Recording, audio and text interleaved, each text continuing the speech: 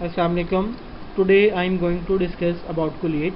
Kullate contains clomiphene citrate. Dream comes true.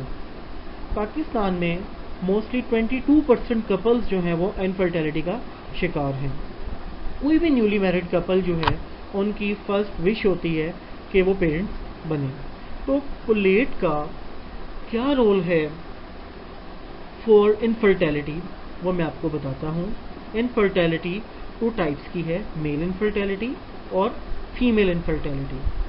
Male infertility में ये होता है कि स्पर्म पैरामीटर्स कम हो जाते हैं due to low level of testosterone hormone.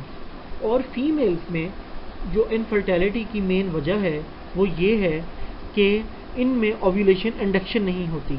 Ovulation induction हम इस चीज़ को कहते हैं फीमेल्स में एग की प्रोडक्शन का होना. अगर फीमेल में एग की प्रोडक्शन नहीं होगी तो ओव्यूलेशन इंडक्शन नहीं होगी. अगर ओव्यूलेशन इंडक्शन होती है तो फीमेल जो है वो इनफर्टिलिटी का शिकार नहीं होती. अब हम डिस्कस करते हैं कैसे फीमेल्स के अंदर एग की प्रोडक्शन नहीं होती. पाकिस्तान में मोस्टली ख़वातीन पॉलीसिस्टिक ओवरी सिंड्रोम का शिकार हैं जिसको हम PCOS भी कहते हैं. इसमें यह होता है कि हार्मोनल डिस्टर्बेंसेस आ जाती हैं फीमेल्स की बॉडी में.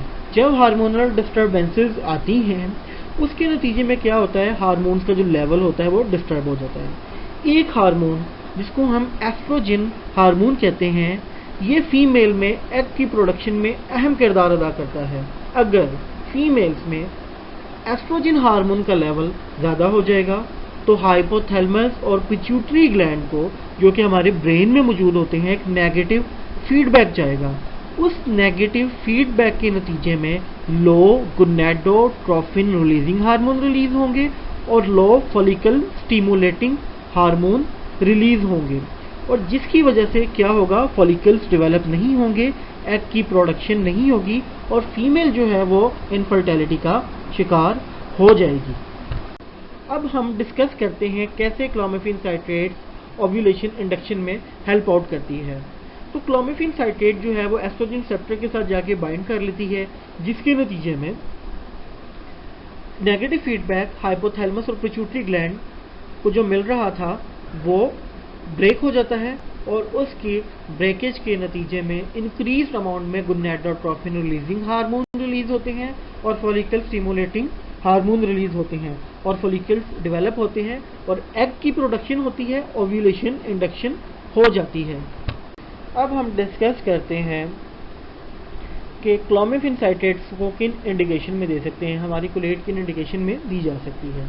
फर्स्ट ऑफ ऑल एनोव्यूलेशन में, ओलिगो ओव्यूलेशन में, पॉलीसिस्टिक ओवरी सिंड्रोम में, ल्यूटल फेज डिफेक्ट में और अनएक्सप्लेन्ड इनफर्टिलिटी में हम कुलेट को दे सकते हैं. अब मैं डिस्कस करूंगा doses schedule of कुलेट.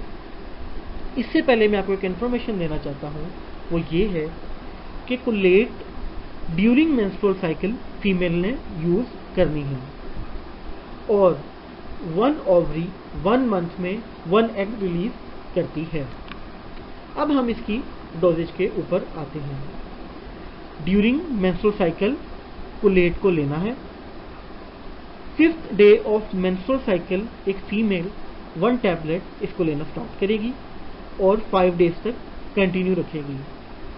Let's suppose फर्ज करते हैं एक फीमेल को मंथ की फर्स्ट डेट से मेंस्ट्रुअल साइकिल स्टार्ट होता है तो उसके 5th डे पे आके फीमेल कुलेट की 1 टैबलेट लेना स्टार्ट करेगी और 5 डेज तक कंटिन्यू रखेगी.